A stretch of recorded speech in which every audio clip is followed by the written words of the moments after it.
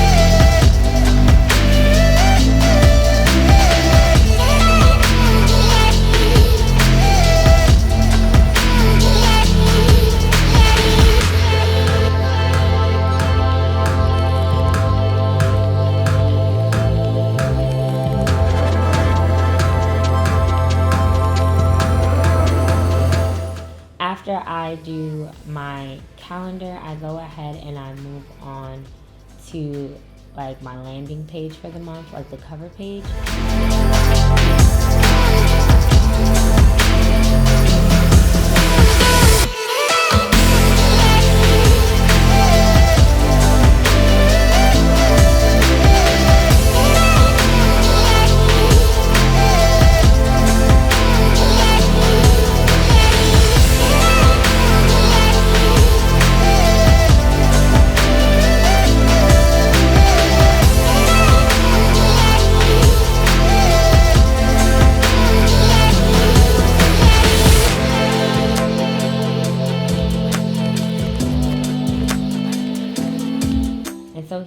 just did like a leaf stem with different color leaves to embrace the fall. So that's the color choice. You see me keep flipping back because I did plan out my spread. I found this to be really, really helpful, unlike September, which was my first time doing the bullet journal.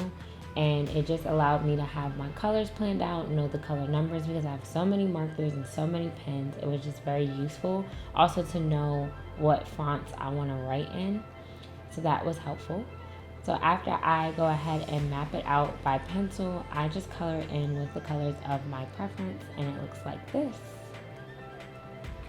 On the next page, I did a nice little quote page that, again, I had planned out, so I flipped back to make sure I used the right quote. And I do it in pencil first just to make sure it lines up the way I prefer it to line up. It's totally up to you if you use a pen first, but it's always helpful to start with pencil because you can erase it if you make a mistake.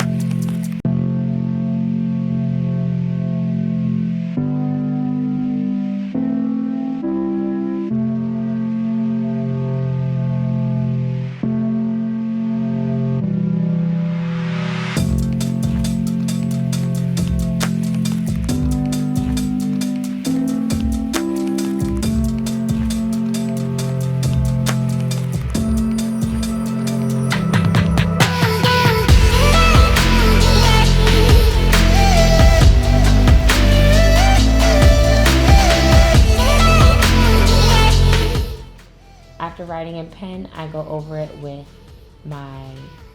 I have like a fake fountain pen that I got from Zebra, I'm not sure how they pronounce it. So in the one font, I go over with that, and then in my kind of like scribble cursive, I use my Micron pen.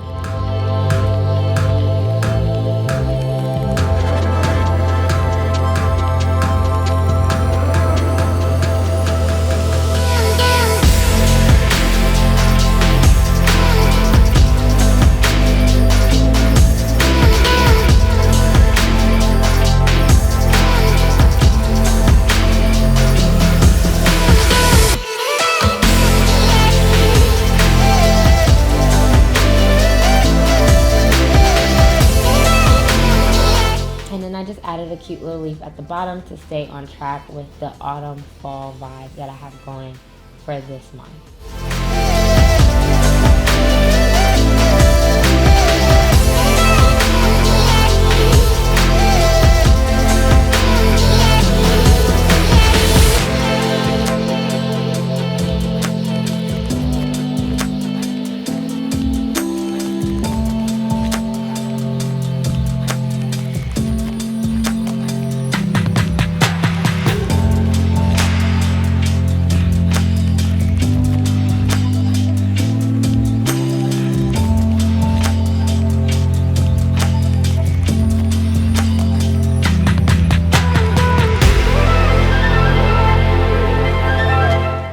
Once my quote page is done, I do my mood tracker. Last month, I did not complete my mood tracker because I forgot what colors I was using. So the planning it out was super useful. So that way I can remember the number of the colors, because since I have so many, some of them look a lot alike, and that can get really messy. So I just did some leaves, and I numbered each leaf for the days of the month, and the final leaf is its own day because I didn't have enough space on the other leaves. I did not color in the word mood tracker because I knew I was going to be coloring the leaves, and I wanted to keep it with a healthy amount of contrast.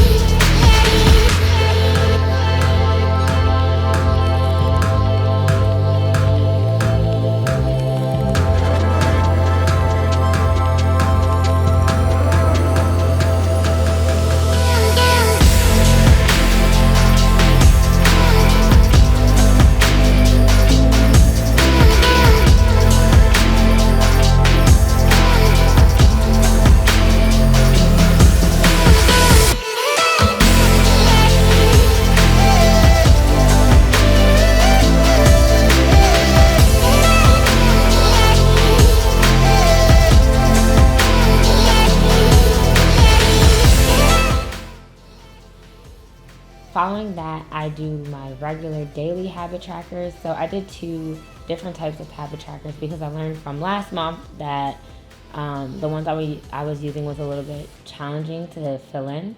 So for the ones that I do every day, I use like mini calendars, which are my prayer tracker and my language tracker. Currently, I'm working on Japanese and French, and I like to make sure that I'm praying daily.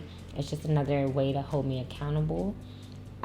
And then on the bottom task, I did a more fun one, which I did in the leaf shape following the theme, where since I only kind of work out a few days out of the week, I just color it in to symbolize the week. And I also want to stay on top of my dusting because I hate dust, and I've learned that about myself. So it's just easier to have a tracker for that as well. And so each leaf will get colored in at the end of the week, which is super simple and super easy to follow. And then I added some doodles to stay on with the fall theme.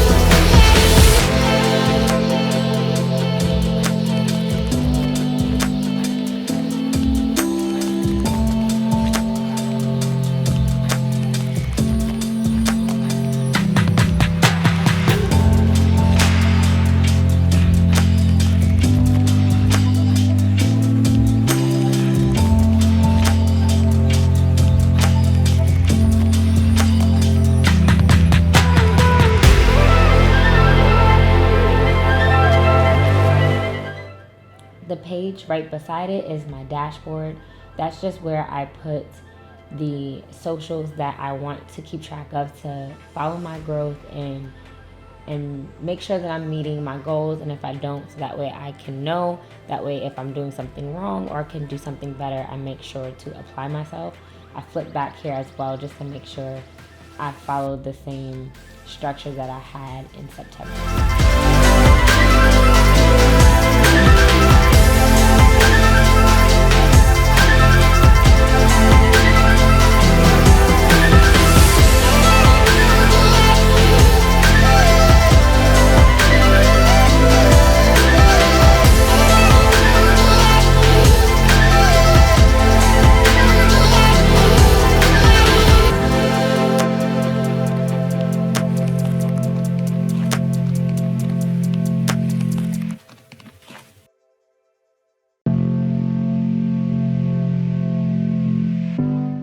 And this one, I didn't add too much color. I kept it simple, following the 2 fonts that I've been using, and just added a nice little pop of color underlining the title.